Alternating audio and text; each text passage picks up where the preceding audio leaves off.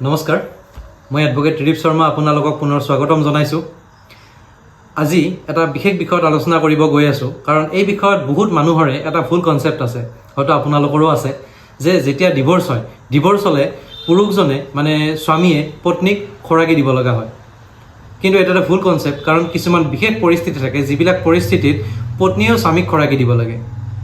গতিকে এই ভিডিওটো সম্পূৰ্ণভাৱে চাই পেলাই ইয়াৰ বিষয়ে বিশেষ জানি লওক আৰু এই ভিডিওটো যদি আপোনালোকৰ ভাল লাগে বা কামত আহে তেতিয়াহ'লে এই ভিডিওটো আপোনালোকে লাইক কৰিব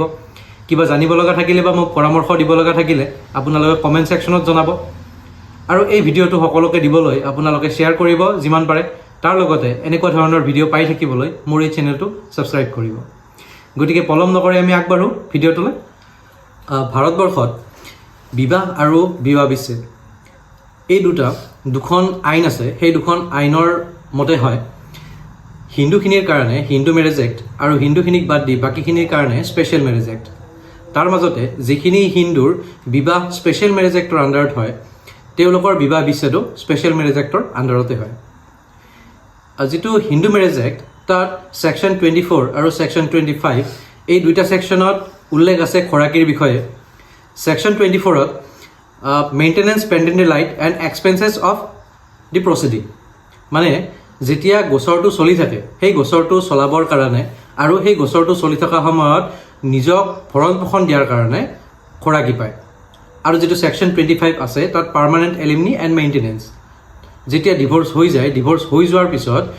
ভৰণ পোষণৰ বাবে আৰু চলি থাকিবৰ কাৰণে তেনে ধৰণে ওৱান টাইম সেটেলমেন্টও হয় নাইবা মান্থলি হিচাপত দি থাকিব পাৰে গতিকে এই দুটা প্ৰভিজনতে খৰাকিৰ বিষয় আছে যেটো হিন্দু মেৰেজ এক্টত ডিভোৰ্স বা এনেকুৱা ধৰণৰ ডিভোৰ্স ৰিলেটেড মেটাৰ বিলাকত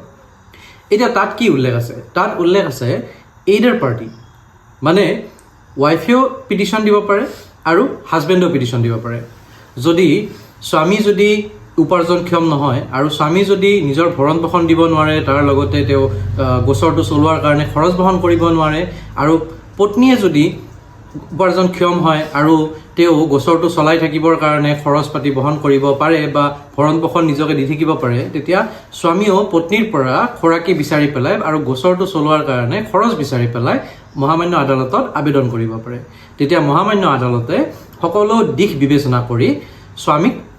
গোচৰটো চলি থকা সময়ত আন্ডাৰ সেকশন 24 খৰাকি আদায় দিয়ে ঠিক তেনেদৰে আন্ডাৰ সেকশন 25 যেতিয়া আপোনাৰ গোচৰটো শেষ হ'ব ডিক্ৰী দিব সেই সময়তো মহামান্য আদালতে উপাৰ্জনক্ষমজনক উপাৰ্জন নোহোৱাজনক খৰাকি দিবৰ বাবে হুকুম কৰিব যেনেকৈ ধৰক যদি স্বামী উপাৰ্জনক্ষম নহয় আৰু স্বামী যদি নিজৰ ভৰণ পোষণ দিব নোৱাৰে তেতিয়াহ'লে স্বামীয়ে আবেদন কৰিব আৰু সেই আবেদন মৰ্মে মহামান্য আদালতে পত্নীক অৰ্ডাৰ দিব যে এটা এমাউণ্ট যিখিনি এমাউণ্ট স্বামীক খৰাকি হিচাপে দিবলৈ হুকুম দিব গতিকে এইটো হল হিন্দু মেৰেজ এক্টৰ আন্ডাৰত কিন্তু এইটো অলপমান ডিফাৰেন্ট হয় স্পেশাল মেৰেজ এক্টৰ আন্ডাৰত স্পেশাল মেৰেজ এক্টৰ আন্ডাৰত সেকশন 36 আৰু সেকশন 37ত আছে এই দুইটা একে ধৰণৰ বস্তু সেকশন 24 হলনি তাত সেকশন 36 আৰু সেকশন 25 ৰ হলনি তাত সেকশন 37 কিন্তু তাত কি আছে তাত অতি দুখৰ কথা যে স্বামীয়ে খৰাকি দাবী কৰিব নোৱাৰে তাত আছে মাত্ৰ ওয়াইফেহে দাবী কৰিব পাৰে এই দুই ধৰণে দাবী কৰিব পাৰে মাত্ৰ ওয়াইফেহে পাৰে হাজবেণ্ডে নোৱাৰে গতিকে যিবিলাকৰ বিবাহ স্পেশাল মেৰেজ এক্টৰ আন্ডাৰত হৈছে বা যিবিলাক হিন্দু মেৰেজ এক্টৰ আন্ডাৰত বিয়া হোৱা বা সামাজিকভাৱে বিয়া সম্পন্ন হোৱা হিন্দু নহয় ভাৰতবৰ্ষত তেওঁলোকৰ ক্ষেত্ৰত স্বামীয়ে খৰাকি দাবী কৰিব নোৱাৰে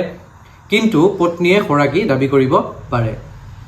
আৰু এই বিষয়ত মই কৈ থলো অলপ আগতে যে যিবিলাকৰ